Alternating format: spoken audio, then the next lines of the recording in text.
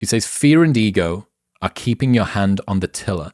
Release the tiller for whatever reason, and the steering takes care of itself.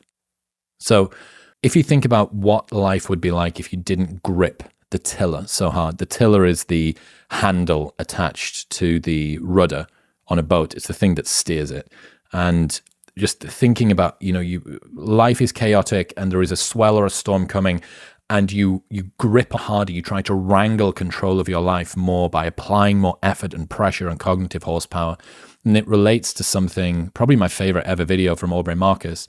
So he stood on stage at the announcement of his New York Times best-selling book party, and he says, I spent so much of my life terrified of what I was going to become and whether I was going to be right here, right now. God, how much time did I waste, afraid I wasn't going to be right here, right now? It could change. The only thing I'd change about my whole life would be fearing less that I wouldn't get right here, the place I was going anyway.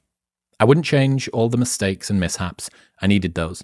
But all the constant worry that I wasn't going to make it, that took me out of the moment, it took me out of enjoying these experiences or smiling or eating my lunch or whatever I was doing. Know your mission. Have faith you're going to get there. Wherever you go, it's going to be all right. Just find ways to get out of your head. Pretty good.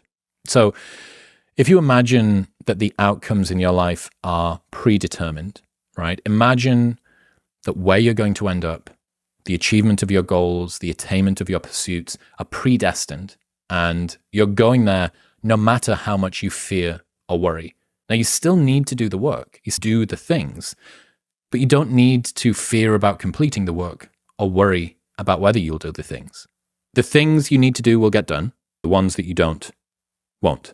How differently would you experience life? You'd be able to just be, right? In the world, but not of the world. Doing the things, but not afraid of the things. According to Jed, he says, you observe events and you allow the flow of things to do the steering, and you go where you go. And I really think that there is something to this. Release the tiller is a mantra that I should tattoo on the inside of my eyelids. And it's good to be reminded of when we find ourselves gripping too hard to fears or expectations, because why fear about whether you're going to go to the place that you were going all along?